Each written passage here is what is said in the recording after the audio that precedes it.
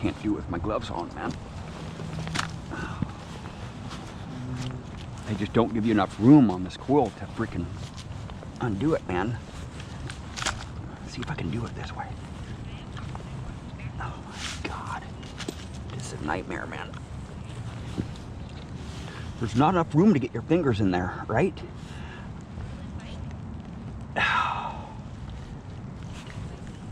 Oh, my Lord. Jesus. You know, you can't even fit your finger in there to get it in there, right? Oh, man. Dude. Oh, my Lord, man. Okay.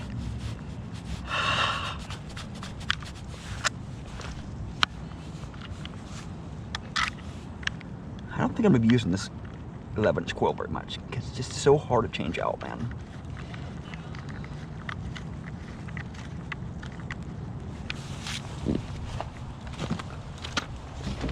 If it breaks, it breaks, right? I'll get the coil that performs awesome on the Equinox. This one isn't nearly as hard. You can see these ears are a lot higher. They give you a lot more room because it's angled right here. They give you some room, just a little bit more room, just enough to get that freaking, that screw in, on and off, right? So go like that. These washers, man, gotta go just in the right way. Want to fall out too. There we go.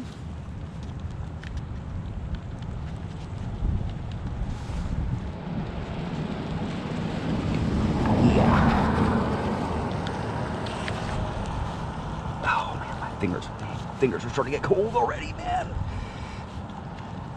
See, they give you a lot more room there. And they don't give you any room here because it's just like the other coil there. But at least you can get the coil on and off fast. Not fast. I mean, it's by far fast. By far fast.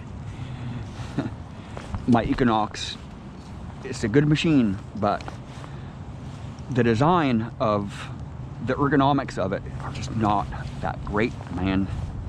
I mean, I really like the performance of it, but when it comes to durability, I'm not a big fan of it. But this little 6-inch coil is one of my favorite coils I've ever used. One of my favorite coils I've ever used on any detector. The 7-inch coil on the MX Sport and the MX7 is a freaking awesome coil, man. I used that thing for a long time. A long time. Thousands of hours on that MX Sport 7-inch coil. And I'll probably get thousands of hours on this coil here too, very shortly. It might take me a couple of years to get a couple thousand hours on the Equinox. Oh, so much. Oh man, so much easier to swing this machine around like this, right? And you can still smack the targets out, man. A lot of the coins are just not deep, man. In most situations you run into, you're not going to be freaking digging up 10 and 12-inch deep coins. So why do you need a big coil like that? You're swinging around a lot of extra weight and you're taking a lot of extra time to pinpoint that target when you have a big coil. If you get the 6-inch coil, you'll understand, man. This thing, you can swing it around very fast and extract the targets out very fast and begin to pay this metal detector off. I don't think I'll ever be able to pay this metal detector off because it's $1,000, you know, $1,000 for the machine, you know, because I got the shaft and the extra coil. And to get $1,000 with a machine that I'm only using for a few hours, it's gonna take a long time. I'll probably never pay this machine off. But my Simplex, I've already paid for all 3 of my Simplexes just in the year that it's been out, right? Just with Quad. But the Equinox is a really great machine for swinging fast, but not with that 10-inch coil on. That 10-inch coil is extremely, makes it an unbalanced machine. Makes it very nose heavy. And I've seen some aftermarket plugs here that have some weight in them, but I'm not really into aftermarket stuff, gimmicks, stuff like that, because I'm not going to be using that big satellite dish, that 11-inch coil. And because I don't really dig a lot of deep targets, you know, my area is like 150 years old. I'm not going to be finding hammered 16 inches deep, right? And I'm not going to be finding Civil War relics here because I'm on the west coast of the United States. The Civil War was not fought here. But I would love to dig in those regions, you know, that have a lot of deep relics in them. But I like what I'm doing now. You know, I want to encourage those viewers and those new metal detectors just getting in this hobby, just to find ways to enjoy the hobby.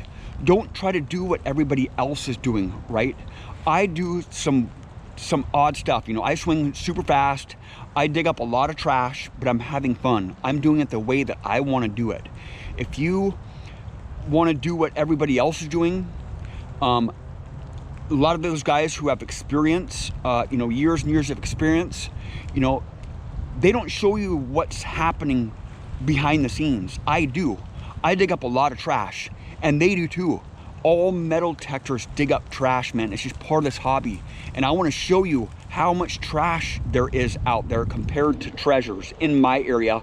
My area is not really full of awesome relics. Sure, there's a lot of permissions that I'm going to be digging on here in a couple weeks that are going to be pretty nice to be digging in, but the relics are deeper.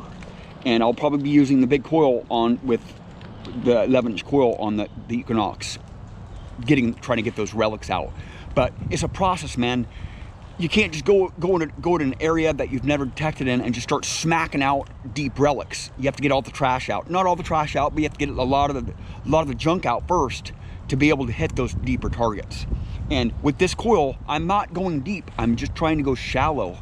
And there's a lot of coins that I'm pulling up. You guys see, I'm just plucking out coins and coins and coins.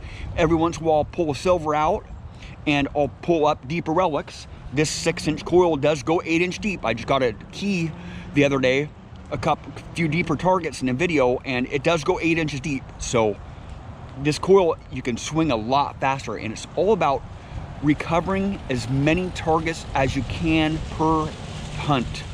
And when I hunt all day long, I'm not into swinging super slow, and then my arm is all tired because I have a really heavy coil because it's an unbalanced machine. I want to swing this thing around fast all day long and not get tired and dig up a lot of targets. A lot of trash too, but you got to get down to those targets. You got to get a lot of that trash out. Well, thank you for watching. Please subscribe.